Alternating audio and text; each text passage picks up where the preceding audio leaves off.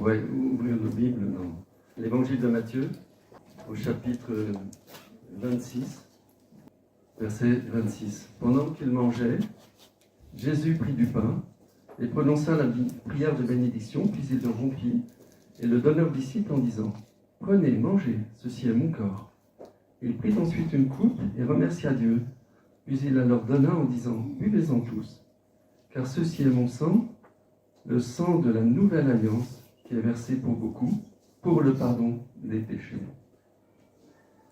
Et j'insiste surtout sur cette partie du verset, le sang de la nouvelle alliance qui est versé pour beaucoup, pour le pardon des péchés.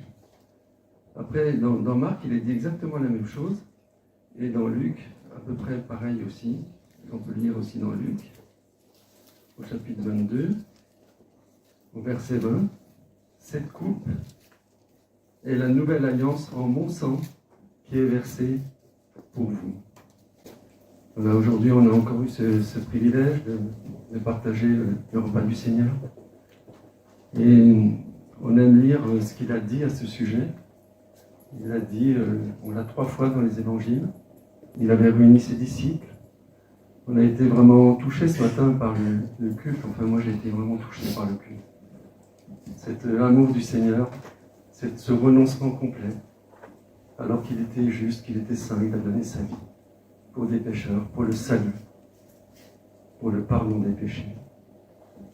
Et avant d'aller à la croix, le soir qui précédait le jour où il a été crucifié, au dernier moment quelque part, alors qu'il avait vraiment de l'angoisse en lui, et c'était très compliqué pour lui, eh bien il a laissé ce souvenir.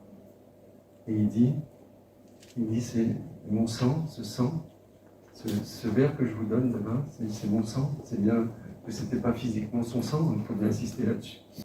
Mais voilà, ça représente son sang qui est versé. Et il ne dit pas, c'est mon sang que je vais verser dans les souffrances. Il dit c'est le sang de la nouvelle alliance. C'était quelque chose, il allait au-delà de sa mort, il parlait à ses disciples de ce qui allait suivre. Et c'était une alliance qu'il concluait avec ceux qui voudraient bien croire en lui, avec ceux qui allaient être lavés de leurs péchés par son sang. Et donc avec nous, une alliance avec nous. Je voudrais retracer quelques exemples d'alliances dans la Bible. Dans la première, c'est dans le livre de la Genèse. Dans le livre de la Genèse, Dieu, il y a toute une période qui est assez longue, mais qui est tracée dans très peu de chapitres, avant le déluge. Et les hommes se sont corrompus. Les hommes ont été très loin, ils se sont vraiment éloignés de Dieu, ont fait tellement le mal, que Dieu a dit, ben voilà, je vais me débarrasser de l'homme. Il n'y en aura plus. Je vais inonder le monde, et je détruirai les hommes. Et puis il a eu compassion de Noé, qui était juste parmi ceux de son peuple. Il a sauvé Noé et sa famille. Et il dit, au chapitre 6 de la Genèse, au verset 18, « J'établis mon alliance avec toi, tu entreras dans l'arche, toi, Noé, et tes descendants. » Première alliance. Et Dieu a renoncé à détruire le monde entier, il a gardé Noé avec sa famille. Il a eu cette compassion, il a déjà montré son amour, sa grâce. Au chapitre 9 de la Genèse, chapitre 9 et suivant, il dit 7 fois le mot alliance dans ce chapitre 9. 7 fois, il y a le mot alliance. Et cette alliance, elle consiste en quoi? On le sait tous, hein, c'est l'arc-en-ciel. Dieu a mis comme signe, c'est pas l'arc-en-ciel de l'alliance, c'est l'arc-en-ciel, le signe de l'alliance. L'alliance, c'est que Dieu a décidé de ne plus détruire le monde par l'eau. Il n'y aura pas de déluge, je pense, on le sait. Qu'est-ce que c'est qu'une alliance? Si on regarde le dictionnaire, c'est un contrat, c'est une entente, c'est une union, c'est un pacte. C'est quelque chose qui engage les deux parties.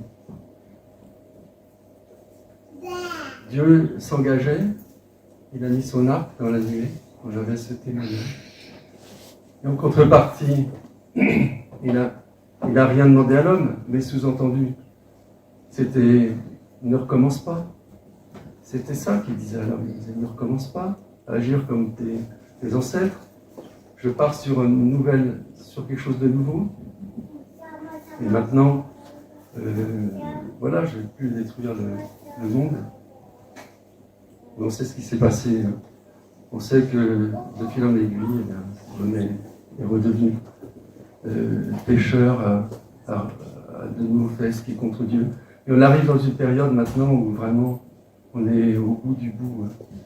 Et on est vraiment dans un temps où si Dieu n'avait pas mis son arc dans la nuée en disant qu'il ne se débarrasserait plus de l'homme, eh bien, il pourrait bien recommencer.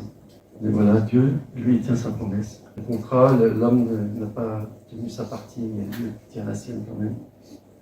Après, il y a eu une alliance avec Abraham. Dieu a choisi Abraham parmi tous ceux de son temps, et Abraham lui a obéi.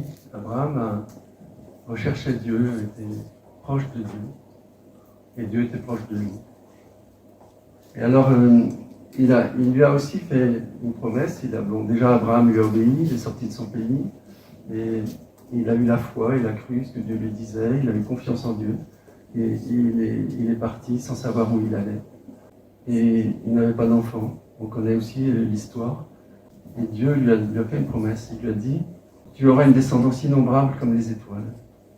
Et un pays qui ira du fleuve d'Égypte à l'Euphrate. Et il lui a dit ça, et pour concrétiser cette alliance, il a pris des animaux, il les a tués, il les a séparés en deux, il les a mis de chaque côté comme ça. Et puis, dans la nuit, là, il y a un feu qui est passé, qui a consumé ces animaux. On peut vraiment penser que Dieu, quand il a fait ça, il voyait déjà le sacrifice du Seigneur Jésus. Il voyait déjà son fils. Là, c'était des animaux. Il voyait son fils et ce feu qui passait. Et ce jugement qui passait sur son fils. Et alors après ça, Dieu réitère cette promesse concernant la descente innombrable. Il lui dit qu'il aura un fils. Il a d'abord eu Ismaël, ensuite il y a eu Isaac, beaucoup plus tard, 14 ans plus tard. Et donc Dieu confirme cette alliance. Il dit à Abraham, qui s'appelait Abraham, père élevé, il lui dit maintenant ton nom ce sera Abraham, père d'une multitude. Il a institué la circoncision comme signe. Et il dit au chapitre 17, au verset 7 de la Genèse, l'alliance est perpétuelle, c'est une alliance perpétuelle. Ensuite, il y a Abraham qui ne refuse pas de donner son fils. Dieu le met à l'épreuve, il demande de donner son fils. Et là encore, c'est une image de Dieu qui a donné son fils. Abraham n'a pas eu besoin de le sacrifier, mais Dieu a été jusqu'au bout dans ce qu'il a fait. Et il a redonné sa promesse. Et cette promesse, c'est ta descendance, elle sera innombrable comme les étoiles et le sable. Dans le Nouveau Testament, on voit qu'Abraham est appelé le père de tous les croyants. C'est dans Romains 4, Abraham, père de tous les croyants, sur la base de la foi et non de la circoncision. Qu'est-ce que ça peut nous dire, ça? Ça nous dit que, en tant qu'enfant d'Abraham, même si on n'est pas descendant par la chair, on est descendant parce qu'on est enfant de Dieu, puisqu'il est le Père de tous les croyants. Et c'est en cela qu'il y a une multitude. Parce qu'on pourrait se dire, le peuple d'Israël, qui sont les descendants d'Abraham, ils ne sont pas si nombreux que ça, mais ils sont certainement plus nombreux qu'on le pense déjà, parce qu'on ne les connaît pas tous. Il y a aussi les descendants d'Ismaël, qui sont descendants d'Abraham. Et là, ils sont vraiment très nombreux. Mais ce que Dieu veut dire, c'est que voilà, c'est au-delà des descendants physiques, il y a tous les descendants du fait que tous les croyants, ceux qui sont enfants de Dieu sont descendants d'Abraham. Et voilà, c'est cette alliance dont il est dit qu'elle est perpétuelle aussi. Chapitre 17, verset 7. L'alliance est perpétuelle. Comme il avait dit pour Noé, l'alliance perpétuelle. Les alliances de Dieu, elles sont pour toujours.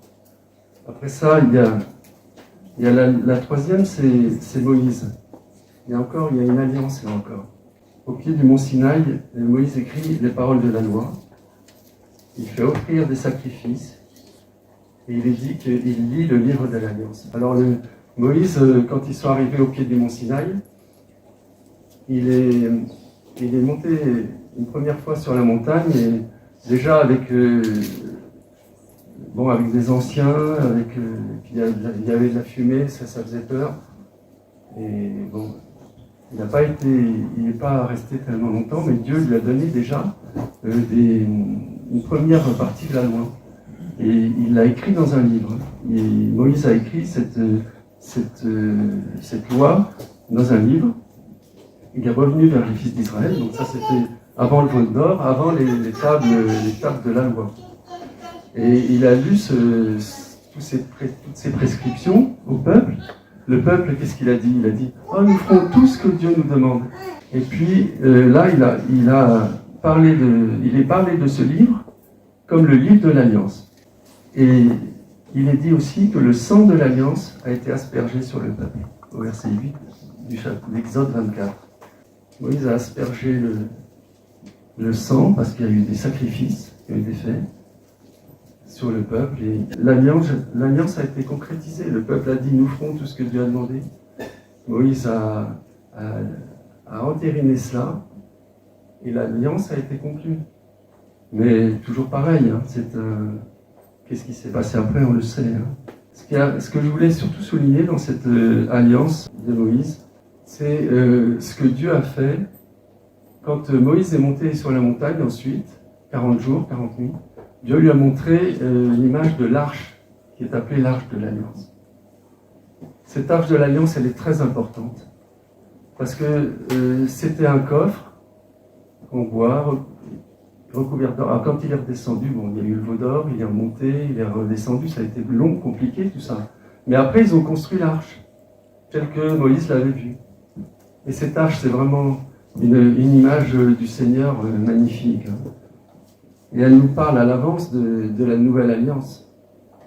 C'est quelque chose qui préfigurait l'alliance, la nouvelle alliance dont on a lu quelque chose. Qu'est-ce qu'il y avait dans cette alliance? Alors déjà, elle était en bois, elle était toute recouverte d'or. Elle parle de la sainteté de Christ. Il y avait et dans l'arche, qu'est-ce qu'il y avait? Il y avait un vase d'or avec la manne dedans. La manne nous parle de la parole de Dieu. Le vase d'or, on pense à Jésus qui est venu dans un corps humain et qui était la parole faite chair. On a ce vase d'or avec la manne dedans qui était là. Personne ne la voyait, mais Dieu voyait ça. Il voyait son Fils déjà. Il y avait le bâton qui avait fleuri et produit des amandes. Et des amandes, c'était le bâton d'Aaron. Alors quand il a fallu trouver un conducteur pour les sacrificateurs, chaque chef de tribu chaque représentant de tribu avait mis son bâton devant la tente. Et le matin, il y a le bâton d'Aaron qui avait fleuri, qui avait même produit des amandes, on nous a dit, en une nuit. Et donc, parce que c'était pour savoir qui serait le sacrificateur, celui qui conduirait le peuple pour les sacrifices et tout ce qui était en relation avec l'adoration. Et donc Aaron avait été choisi comme ça d'une façon sûre, il n'y avait pas de contestation possible, hein, puisque tous les autres bâtons étaient restés secs, ce qui était logique. C'est plutôt le bâton d'Aaron qui était exceptionnel.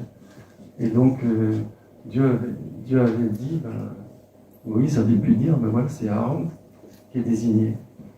Et là, pourquoi il y avait ce bâton avec des fleurs et des amandes dans l'arche? Est-ce que ça ne nous parle pas aussi du Seigneur? Le Seigneur qui était bien celui qui était choisi par Dieu pour être le souverain sacrificateur. Il nous est dit plusieurs fois dans l'Épître aux Hébreux que le Seigneur, Jésus, est le souverain sacrificateur. Celui qui est porteur de son propre sang, qui n'a pas besoin de sacrifice d'animaux, mais qui est porteur de son propre sang et qui est rentré dans le ciel qui est le temple, qui n'est pas un temple fait de mains humaines, mais qui est le ciel même. Donc il y avait ce bâton, et puis il y avait aussi les tables de la loi. Et il nous est dit quelque part que du Seigneur que la loi était gravée dans son cœur. La loi était gravée dans le cœur du Seigneur. Et il était entièrement pour Dieu. Et il a été le seul qui a pu accomplir la loi. Et Dieu voyait ça aussi. Après, il y a le couvercle, on en a parlé il n'y a pas longtemps. Le propitiatoire, ce qui rend propice, et qui recouvre tout cela, sur lequel il y avait 2 anges, 2 chérubins. Et une fois par an, eh bien, le sacrificateur, le souverain sacrificateur, rentrait dans le lieu très saint, et puis où était l'arche, et il aspergeait le couvercle, et Dieu voyait le sang. Il faisait grâce à son peuple, en vertu, non pas de ce sang, comme il nous est bien dit, et il est bien insisté dans l'épître aux Hébreux, c'est pas le sang des animaux qui sauvait. C'est parce que Dieu voyait à travers ce sang des animaux le sang de son Fils, et là il pouvait pardonner les péchés. Voilà ce qui est marquant, je trouve, dans cette alliance avec Moïse et avec le peuple. Alors la 4e, c'est la nouvelle alliance, celle qui découle du sang du Seigneur Jésus versé pour nous. Et on est dans cette alliance-là actuellement. On est chrétien, on est sous la grâce, on l'a rappelé encore beaucoup ce matin, sous la grâce. Qu'est-ce qu'on peut apporter effectivement pour apporter notre connaissance? Est-ce qu'on va respecter cette alliance? Est-ce que Dieu va reconnaître qu'on la mérite, cette alliance? Il ne demande pas grand-chose, il demande la foi. Il demande la foi, mais il demande aussi qu'on lui soit fidèle, qu'on ait le désir de lui plaire, pas pour être sauvé, mais parce qu'il nous a tellement aimés, il nous aime tellement, qu'on souhaite lui faire plaisir. J'ai quelques versets que j'ai notés dans l'épître aux Hébreux. Hébreux 7, versets 21-22. C'est un serment prêté par Dieu. Jésus est le garant d'une bien meilleure alliance, bien meilleure que l'alliance de la loi. Il est médiateur, chapitre 8, verset 6, il est médiateur d'une meilleure alliance fondée sur de meilleures promesses. Il est médiateur d'une alliance nouvelle. Sa mort est intervenue pour le rachat des transgressions commises sous la première alliance. On a beaucoup évoqué cette croix du Seigneur, ces souffrances. C'est une alliance qui n'a pas été facile pour Dieu, qui a été certainement la plus difficile à mettre en place. Et c'est une alliance qui est éternelle aussi. Parce qu'il nous a donné la vie éternelle à travers cette nouvelle alliance. Après, donc, il y a aussi... Alors, il y a une alliance qui est évoquée dans Hébreux 8, verset 8. Il y aura aussi... Mais on n'est pas directement concerné. Dans le millénium, a priori, il y aura... il est dit, Hébreux 8, verset 8, c'est une allusion à Jérémie 31, 31. Je conclurai avec la communauté d'Israël et la communauté de Juda une alliance nouvelle. Elle ne sera pas comme l'alliance que j'ai conclue avec leurs ancêtres le jour où je les ai pris par la main pour les faire sortir d'Égypte. Je serai leur Dieu, ils seront mon peuple. Tous me connaîtront, depuis le plus petit jusqu'au plus grand d'entre eux. Donc il y aura quelque chose, quand le Seigneur viendra régner, il y aura une alliance aussi avec son peuple terrestre à ce moment-là. Donc nous, on sera dans nos corps nouveaux et qu'on régnera avec le Seigneur. On aura été enlevé avant. Et puis il y a encore une alliance dont il est parlé dans Ézéchiel 37, versets 26 à 28. Je conclurai avec eux une alliance de paix qui sera une alliance éternelle. Et là, on est inclus dans cette alliance-là. Parce qu'on va voir pourquoi. Ensuite, il dit, mon habitation sera parmi eux. Je serai leur Dieu. Ils seront mon peuple. Mon sanctuaire sera pour toujours au milieu d'eux. Dieu parle à Israël, mais anticipe aussi la paix définitive et sa présence permanente pour tous ceux qui ont été greffés sur l'olivier. Ces promesses pour l'éternité. Il les a déjà faites à son peuple, mais il nous les fait à nous, bien sûr, qui avons rejoint ce peuple par le fait qu'on a été greffé sur l'olivier. Ça, c'est dans Romains 11, il y a tout un chapitre qui nous parle du fait que l'olivier cultivé, l'olivier qui produit des bons fruits, c'est Israël. Il y a des branches qui ont été coupées, c'est les Israélites qui n'ont pas été fidèles. Et il y a des branches qui sont greffées sur cet olivier. Ce sont les branches de l'olivier sauvage. Et ça parle de nous qui n'étions pas juifs et qui avons été greffés sur cet olivier et qui maintenant pouvons porter des fruits. Et il est dit que ceux qui ont été coupés, s'ils se repentent, s'ils viennent au Seigneur, et qu'ils soient juifs aussi, eh bien ils vont être greffés à nouveau sur l'olivier. Donc on est concerné par cette alliance éternelle qui a été donnée pour le peuple, mais qui est aussi pour les chrétiens. Et on en a la confirmation parce qu'on retrouve la même promesse dans l'Apocalypse, au chapitre 21, au verset 3. « Voici l'habitation de Dieu est avec les hommes, il habitera avec eux, ils seront son peuple, et Dieu lui-même sera avec eux. » Et ça, c'est dans Apocalypse 21, verset 3. Et c'est les mêmes termes. « Je serai leur Dieu, ils seront mon peuple. Mon sanctuaire sera toujours au milieu d'eux. » Il est dit aussi, mon habitation sera parmi eux. Dieu nous fait des promesses merveilleuses. Et les alliances qu'il fait, il les conclut, mais il ne les rompt pas de son côté. Et nous, pour en bénéficier, eh bien, il nous demande de croire, il nous demande d'accepter le salut qu'il nous donne par Jésus. J'avais aussi noté dans Galates 3, « Vous êtes tous fils de Dieu par la foi en Jésus-Christ. En effet, vous tous qui avez été baptisés en Christ, vous vous êtes revêtus de Christ. Il n'y a plus ni juif, ni non-juif. Il n'y a plus esclave, ni libre. Il n'y a plus ni homme, ni femme. Car vous êtes tous un en Jésus-Christ. » Voilà, ça rejoint en fait ce qui a été dit par rapport à l'olivier sur lequel on est greffé. On est tous unis, ensemble, en Christ et avec Christ. Et on a un avenir éternel avec Christ. Si vous appartenez à Christ, vous êtes donc la descendance d'Abraham et vous êtes héritier conformément à la promesse. C'est aussi dans Galates.